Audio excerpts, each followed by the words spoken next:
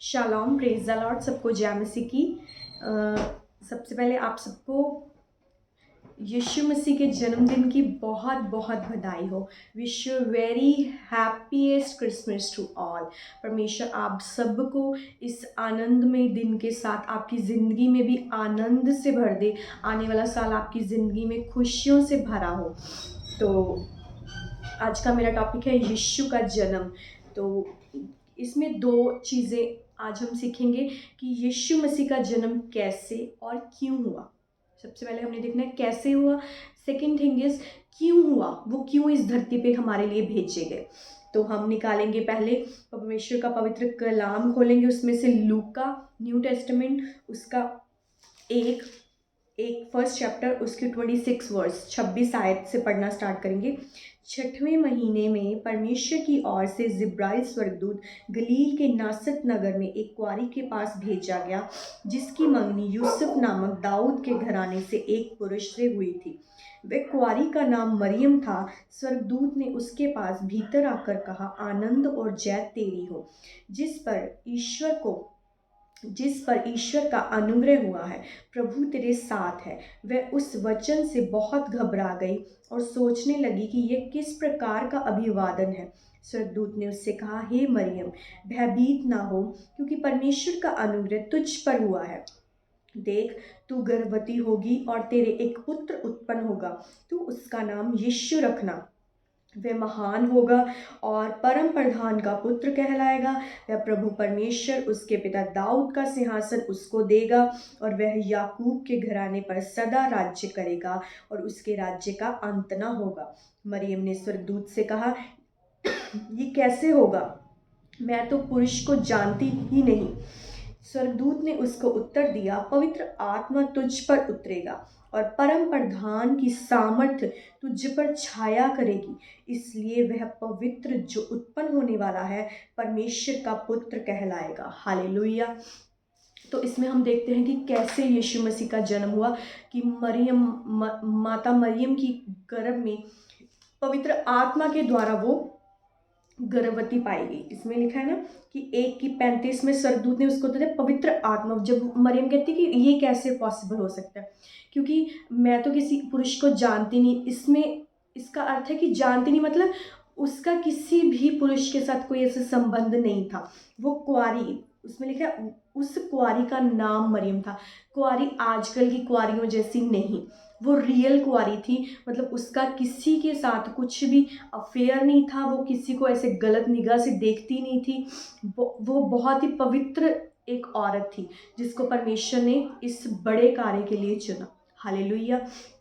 तो परमेश्वर ने बोला, उस स्वर्गदूत ने बोला कि पवित्र आत्मा के द्वारा तू गर्भवती पाई जाएगी और परम प्रधान की सामर्थ्य तुझ पर छाया करेगी। इस प्रकार पवित्र जो उत्पन्न होने वाला परमेश्वर का पुत्र कहलाएगा।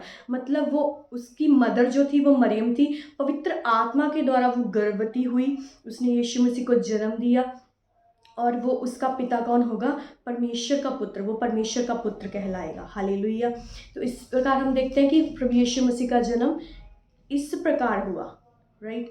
तो अब सेकंड थिंग इज वो क्यों हुआ। उसको स्वर्गदूत ने पहले से ये चीज़ बता दी थी, ठीक है। उसको स्वर्गदूत ने पहले से ये बता दिया था कि तेरे द्वारा परमेश्वर का एक अनुग्रह, पर अनुग्रह मतलब एक दया हुई है, राइट। जब परमेश्वर की दया एक औरत पर, एक पुरुष पर होती है, तो परमेश्वर उससे बड़े बड़े कार्य लेते हैं, उसकी ज़िंदगी में भी बड़े बड़े कार्य करते हैं और उसको अपने राज्य के लिए इस्तेमाल करते हैं। हालेलुया। जैसे कि मदर मैरी को यूज़ किया, क्योंकि वो एक पवित्र, रियल पवित्र औरत थी। पवित्र का मतलब ये नहीं कि वो बड़ा कपड़े उंडेल के, बड़ा वाइट वस्त्र पहन के रहती थी। रियल में जो होलीनेस, एक रियल होलीनेस है ना, जो आजकल जो नहीं मिलती, वो रियल होलीनेस थी। कि वो कहती मैं किसी पुरुष को जानती ही नहीं हूँ।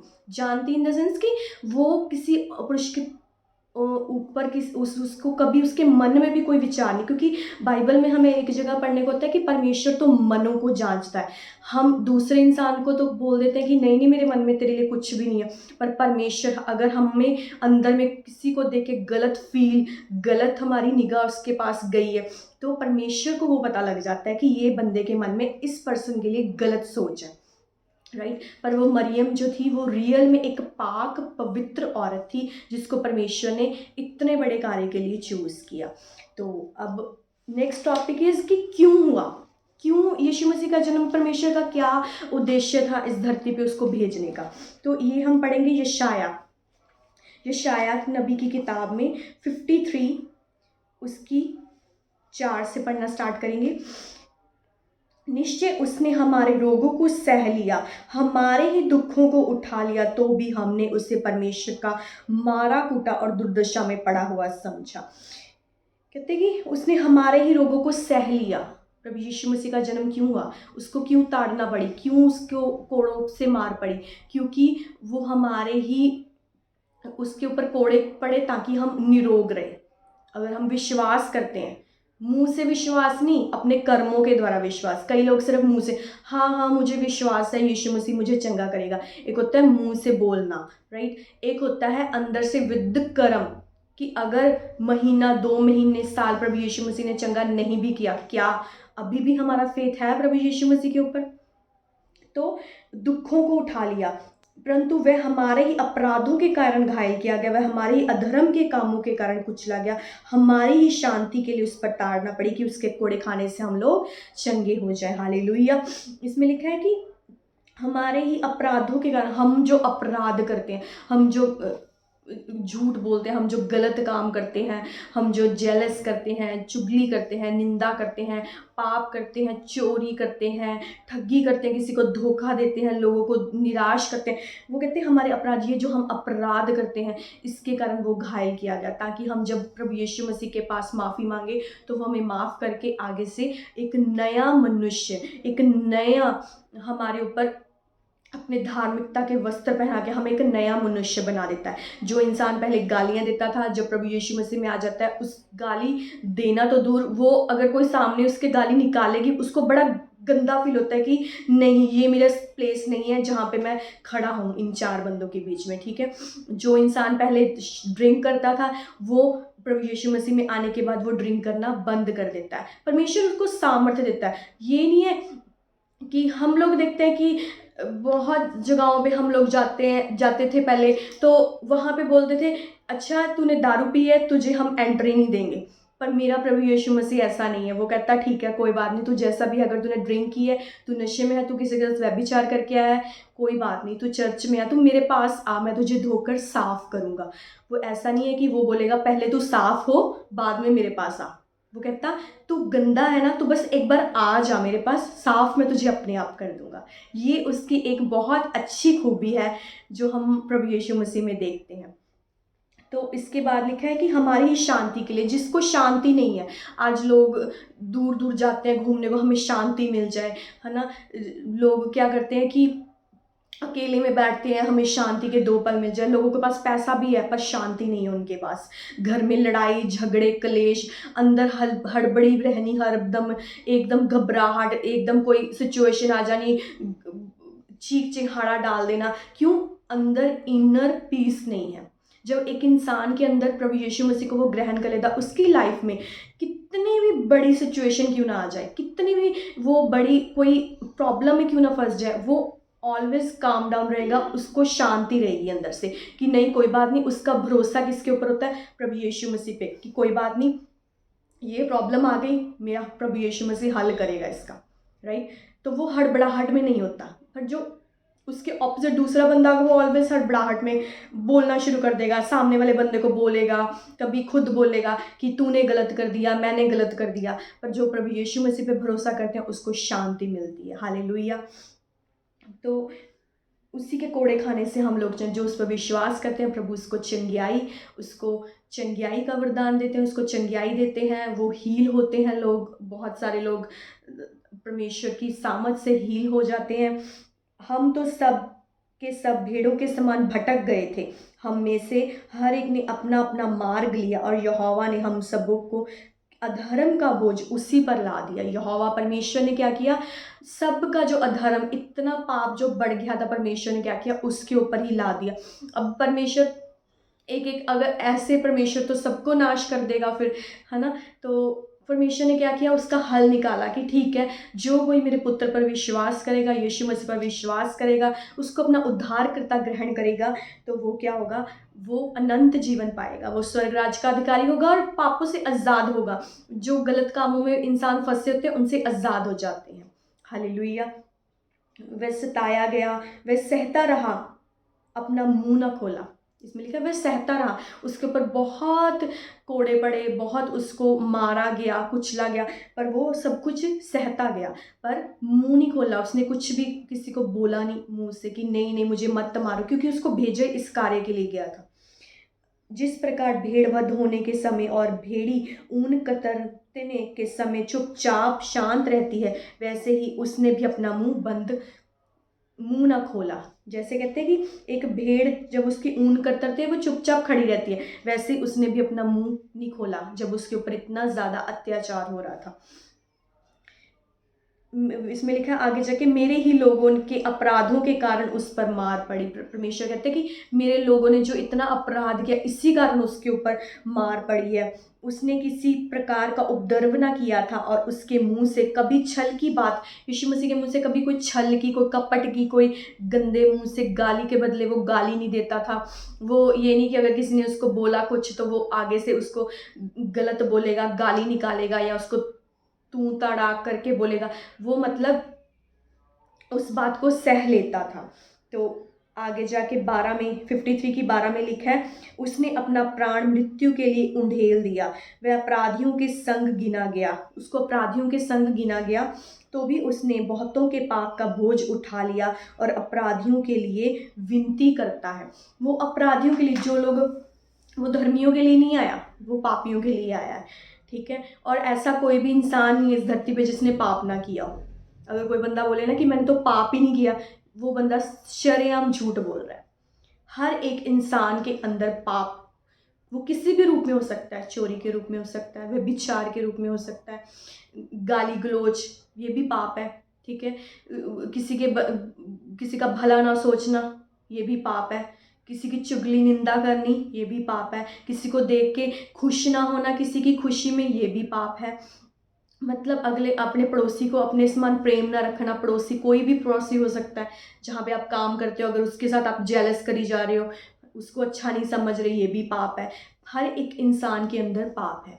तो प्रभु यीशु मसीह ने क्या किया, अपराधियों के लिए विनती, वो हमारी विनती करता है। जब हम अपराध करते हैं तो जब हम कहते हैं कि प्रभु यीशु मसीह हमें माफ़ कर, पिता से हमें हमें माफ़ी चाहिए कि हमने बहुत गलत काम किया अपने जीवन में, तो वो क्या करता है, पिता के सामने, एक जैसे जज के सामने एक लॉयर, हमारा लॉयर जो क्या करता है, हमारे प्रूफ्स लेके जाता है कि नहीं नहीं मेरा बंदा सही है, वैसे ही जो परमेश्वर है वो जज है, जो यीशु मसीह है वो हमारा लॉयर है, और हम क्या है, हम पापी हैं, हम गुनहगार होते हैं। जब उस कचहरी में जाते हैं तो प्रभु यीशु मसीह पर जब हम विश्वास करते हैं तो वो हमें उस चीज़ों से मुक्त करता है।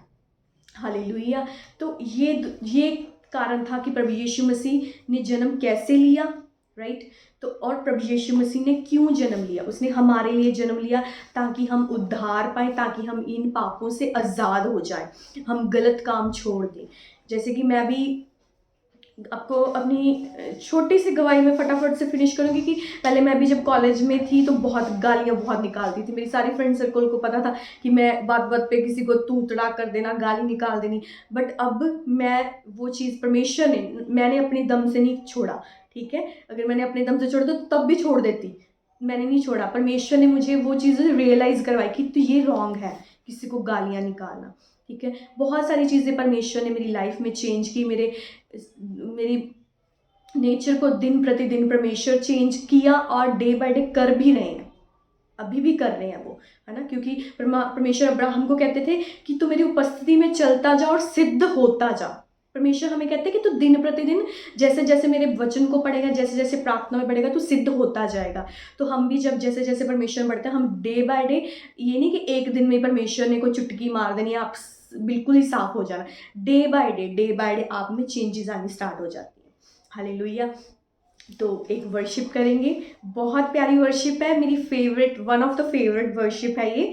तो यीशु मेरा दुनिया दा नूर है, करदा हनेरियां नू दूरे हाँ दूरे, यीशु मेरा दुनिया दा नूर है।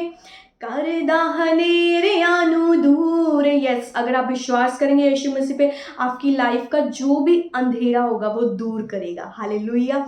यीशु मेरा दुनिया दा नूर है, करदा हनेरियां नू दूर हाँ दूर, यीशु मेरा दुनिया दा नूर है, करदा हनेरियां नू दूर। चरणी दे विच आया, सब दा दुख दर्द मिटाया, चरणी दे विच आया, सब दा दुख दर्द मिटाया, खुशी नाल करदा मामूर है, यीशु मेरा दुनिया दा नूर है, करदा हनेरियां नू दूर हाँ दूर, यीशु मेरा दुनिया दा नूर है, करदा हनेरियां नू दूर।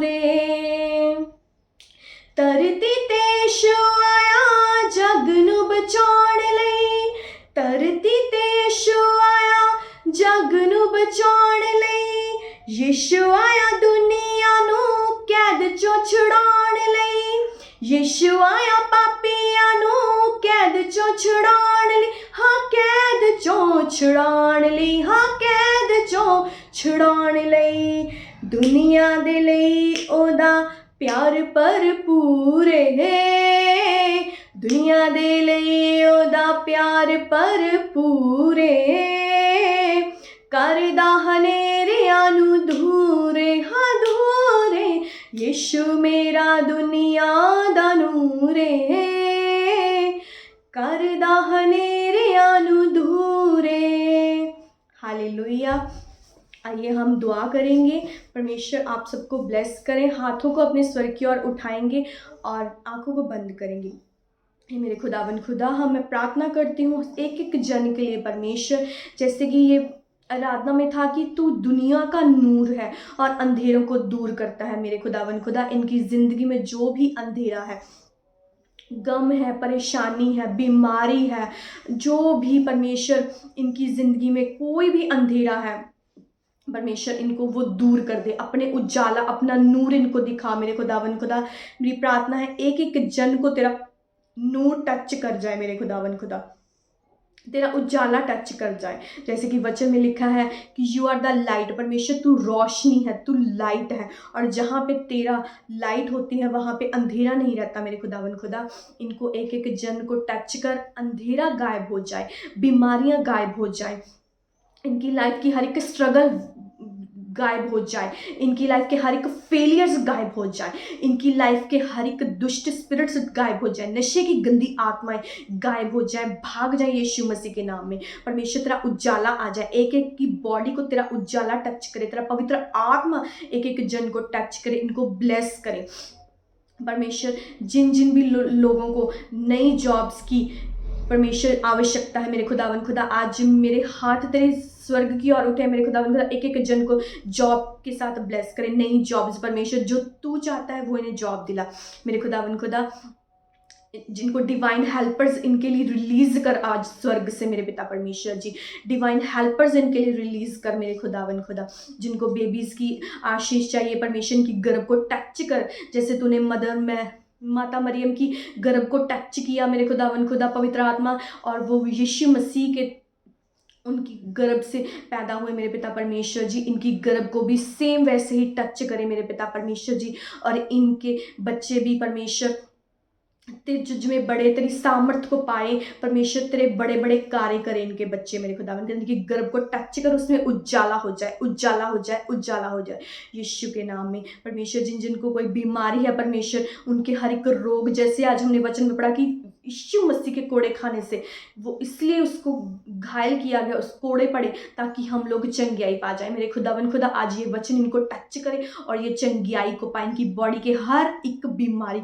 गायब हो जाए यीशु मसीह के सामर्थी नाम में। परमेश्वर जितने भी लोग सेवा में हैं, परमेश्वर इन सबको और ज़्यादा ब्लेस कर, अपनी ईश्वरीय बुद्धि दें, ताकि और ज़्यादा अच्छे ढंग से परमेश्वर तेरे कामों को कर पाए मेरे पिता परमेश्वर जी। जिनको फाइनेंस की ब्लेसिंग चाहिए परमेश्वर, इनके वेज ओपन हो, तेरे जो सुसमाचार के लिए, तेरे राज्य के लिए बोना चाहते हैं मेरे कदम, तो उनके और ज़्यादा ब्लेस करें, ताकि और ज़्यादा उनके घर में आशीष बरकतें आए मेरे पिता परमेश्वर जी।